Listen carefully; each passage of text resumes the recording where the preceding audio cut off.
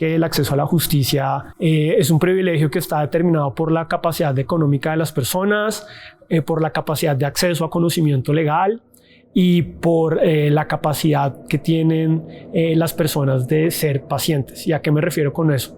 Muchos de los problemas de acceso a la justicia tienen que ver con una justicia demorada, y cuando están en juego los derechos fundamentales de la gente, muchas veces el privilegio de ser paciente en un país tan desigual es muy escaso.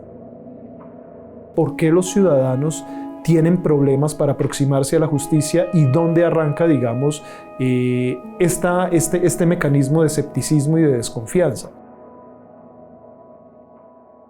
La otra barrera es una barrera más de base, es una barrera que tiene que ver con el lenguaje.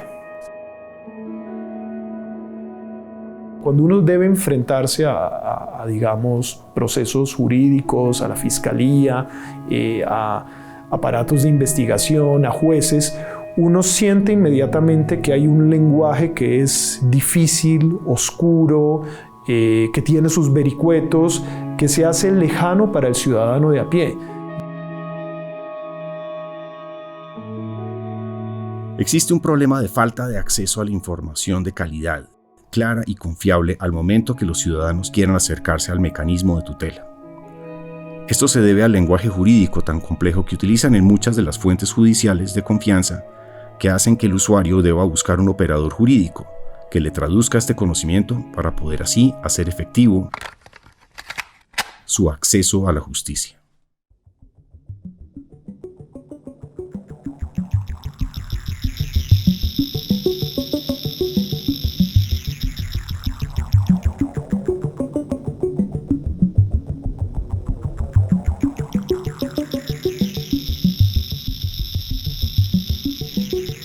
Los ciudadanos, tanto del centro como de la periferia, constantemente están teniendo problemas jurídicos.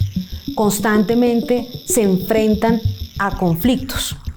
Y los abogados y la justicia estamos precisamente para resolver esos problemas y esos conflictos. Lamentablemente hay una desconexión entre esos dos mundos porque hay demasiado formalismo jurídico. Hay un excesivo cambio normativo, hay una conceptualización y un lenguaje jurídico que es difícil entenderlo por parte de los ciudadanos. El ser un mecanismo judicial muchas veces de entrada genera en las personas cierta resistencia.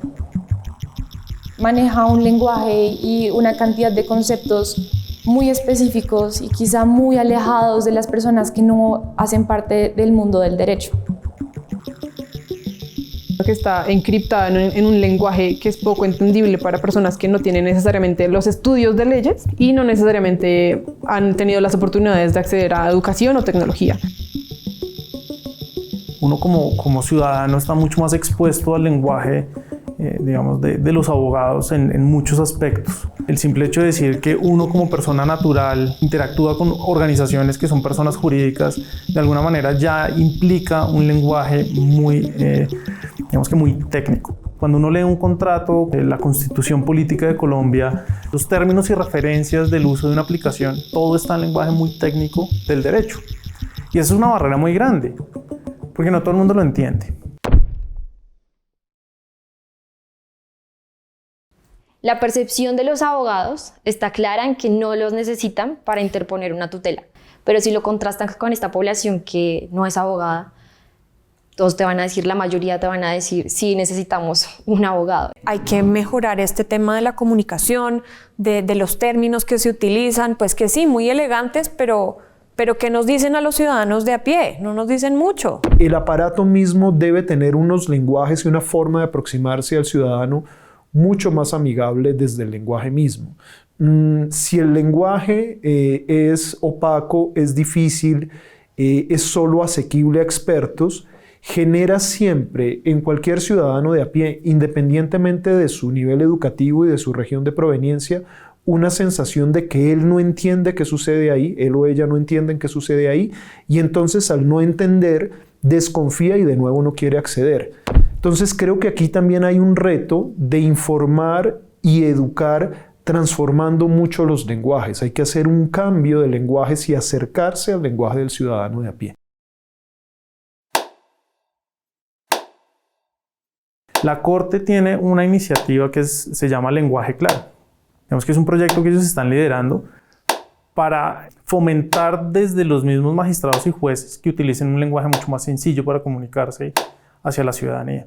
Nos encontramos un caso en Cali, donde son 11 despachos, 9 despachos, que se unieron para formar una plataforma web. Tienen su propia página web, donde súper chévere están montando como horarios de atención, canales de atención, que son iniciativas increíbles que sucedan en el país, pero que están sucediendo de forma aislada.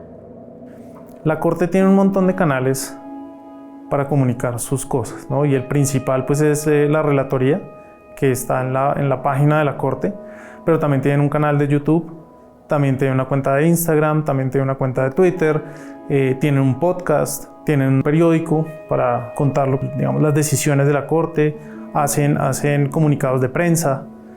Que yo creo que la Corte tiene un reto muy grande y es cómo se acerca al ciudadano sin dejar de ser un ente tan importante como es la Corte Constitucional. Es decir, cómo no trivializar lo que hace acercándose al ciudadano. Nosotros trabajamos con el Consejo Superior de la Judicatura hace un año. Lo que ha sucedido es que muchos jueces han abierto cuentas personales de Instagram para acercarse a la ciudadanía, ya que digamos que muchos juzgados tuvieron que cerrar durante la pandemia, entonces ellos encontraron en las redes sociales como un canal y una oportunidad para conectarse con ellos. Pero pues eso está por fuera de lo que puede hacer o por fuera del contexto del Consejo Superior, o sea, no está reglamentado de ninguna manera. Y ellos, digamos que en vez de prohibirlo, empezaron a pensar cuáles son las buenas prácticas para nosotros empezar a entender eso que está pasando y replicarlo, ¿no? Y escalarlo. Este semestre decidimos volver a trabajar solamente con la Corte y concentrarnos en un tema que nos parece importante y es la transformación digital de la rama judicial. Con eso en mente generamos unos retos donde buscábamos mejorar o cambiar o transformar la manera en que la Corte se comunica con la ciudadanía y la ciudadanía se comunica con la Corte. Ok, la Corte toma unas decisiones, pero ¿cómo las está comunicando?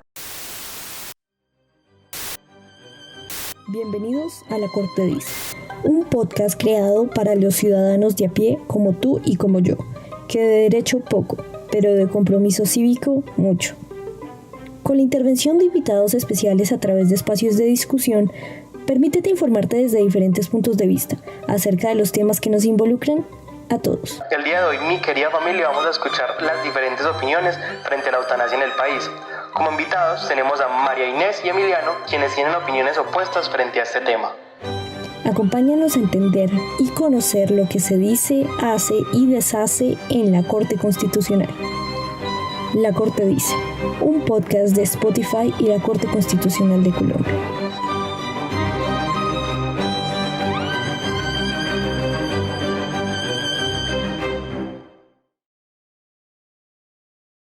Ese proyecto estaba más enfocado hacia cómo la Corte se comunica con la ciudadanía.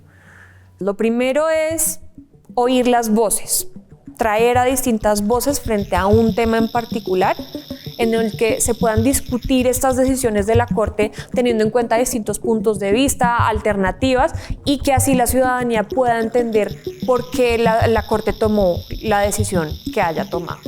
Pero también comunicar esas decisiones que tomó la Corte de manera que sean muy naturales para cualquier persona, de manera que todos lo podamos entender y que no tengamos que intentar, porque no es leer uno de estos documentos de la Corte, es realmente difícil para los que no somos abogados. Entonces es también un poquito una pequeña traducción al lenguaje común de qué es lo que está decidiendo la Corte y por qué lo está haciendo. Y hay una cosa que me parece muy interesante del podcast de la Corte Dice, y es que está pensado para gente que no sabe de derecho, pero sí de compromiso ciudadano. Entonces es una manera de que la Corte también le entregue información al ciudadano para que pues, éste esté enterado y le interese estar enterado. Entonces yo creo que este uso de la tecnología como en diferenciada, porque también hay que entender que no toda la tecnología es para todos los públicos, ¿sí?